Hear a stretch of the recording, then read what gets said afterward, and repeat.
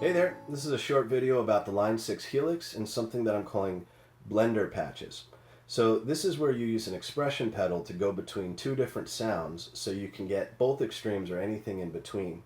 This is really good for blending wet and dry effects, or even amplifiers that have a lot of different tones in them. Rather than just doing a switch back and forth, you can kind of get all the tones in between.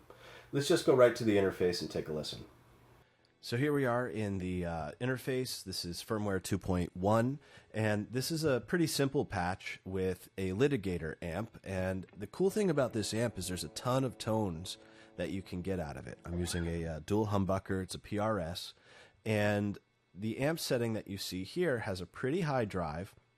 The bass and the mids are, up there past 5, and the master is pretty high as well. And what you're going to get out of this is a pretty kind of saturated sound.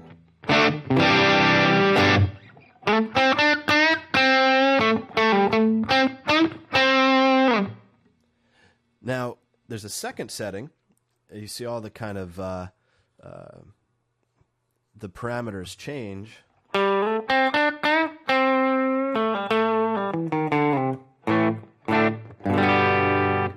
Now we have kind of a verge of breakup, cleany kind of sound.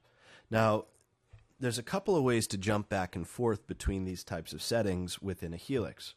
One way is to set up different snapshots. The problem with snapshots is, let's say I have a delay that maybe I want on sometimes, maybe I don't. If I switch to a snapshot that has that delay off, then my delay is going to turn off. So as I'm playing, if I want to change one thing but not the other, snapshots is really not a great way to do that. The other way to switch between settings within an amplifier is to assign what's called a controller assignment, a bunch of different amp parameters to a foot switch. So when I actually tap that foot switch, they jump back and forth between the two, and it almost turns everything into a two-channel amp. What a blender is a little bit different, and that uses an expression pedal to gradually blend between two different settings on an amp or an effect. So you can see all the numbers in the brackets here are what I have controller assignments for. So anything in a bracket means that there's a controller assignment. A controller assignment simply means that I've assigned this parameter's value to some control, whether it's a foot switch or expression pedal, an external expression pedal, MIDI, that kind of thing. So let's go over to the controller assign tab here. So I'm looking at the Line 6 Litigator, and all of my parameters are in this slider. And you can see in some of these you actually have live differences. So master volume, for example, is assigned to expression pedal 1 with a minimum value, which means the treble all the way down, at 3.7 and a maximum value at 7.8.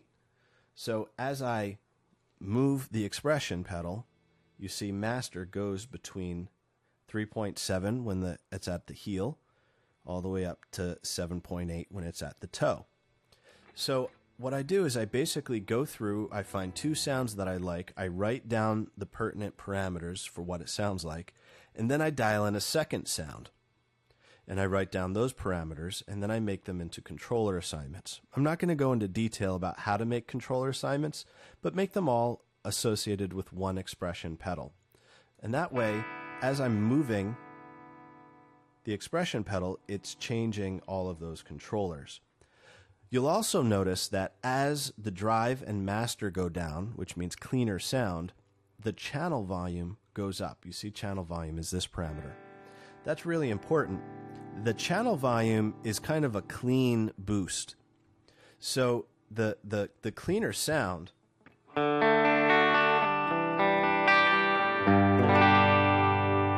is a much less gainy sound as well. Because there's less gain, it would not keep up from a volume standpoint with the gainier sound.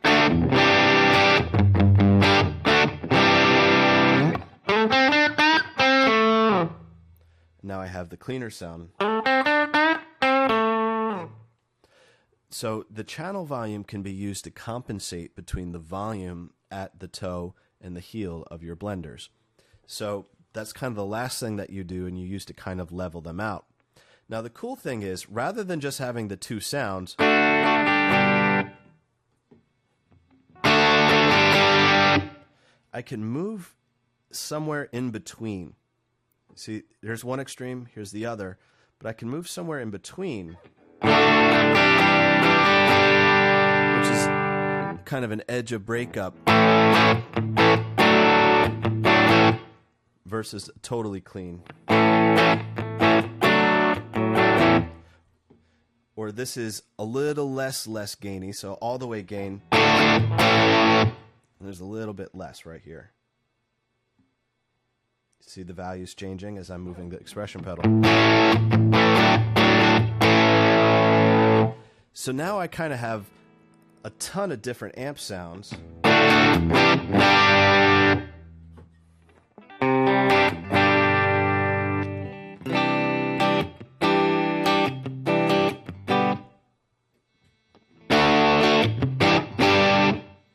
Just with the flick of my heel using the expression pedal. It's a powerful way to get a lot of different sounds out of your amp.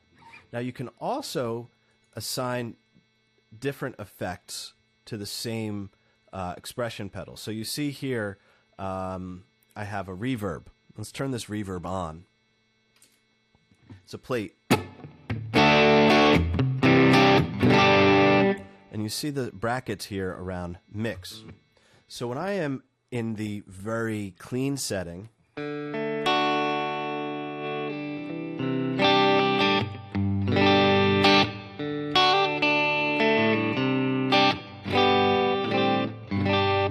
mix is at 26%, and you get a lot more tail on the reverb. But as I add gain, that goes down to 19%. So when I have a gainier sound, there's less reverb mix. Because again, a very wet, high gain sound doesn't sound very clean. So what I've basically done is I've taken different effects here as well and allowed their parameters to change as I'm changing the amplifier. So if I kick that reverb on with a higher gain sound, the wet won't get in the way. And this is one of the big problems with trying to create patches that are very versatile, because if you have a reverb set up really nice for clean sound, it might not sound so great with your dirtier sound, and you can actually use this blender style patch to change that. Other things that you can do is actually change the way that your gain pedals are set up. For example, you can give yourself more gain and less level on the cleaner sounds, so you can actually get kind of a pedal-driven, pedal platform sound, and then you can gain down when the amplifier's gain is up, so you're just kind of doing more of a clean boost on that side. So you can start to really think about how you want to change your sounds and just gradually go back and forth between them. So again, this patch here is going between a cleaner sound and a dirtier sound. I could turn my dirt on.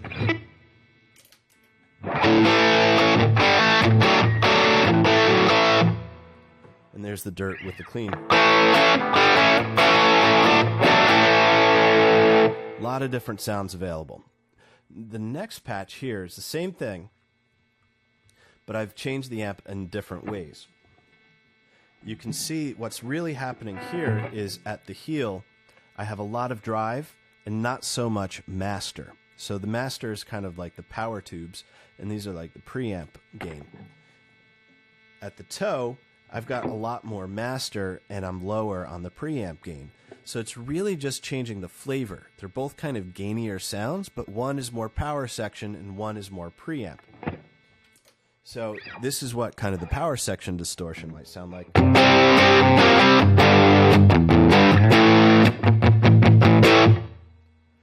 And here's the more preamp kind of sound.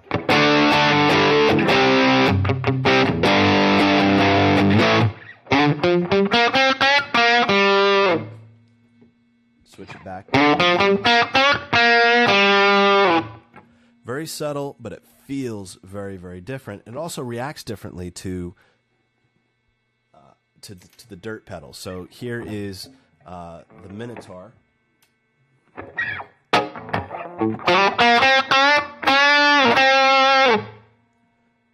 I'm going to switch the amp back to the other side.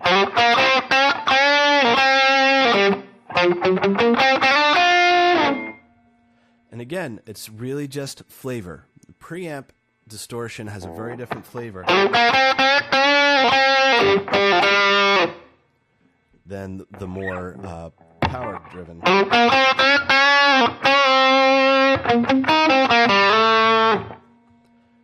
The other thing is that the master or power section overdrive is more affected by the sag and bias controls. So again, here I am with a blender patch where I'm getting two distinctly different flavors from the amplifier, but all high gain. And, you know, depending on what effects I have, or, you know, whether I'm competing more against a bass or another guitarist that's got a Telecaster, I can kind of just shift the focus of my gain sounds within a patch.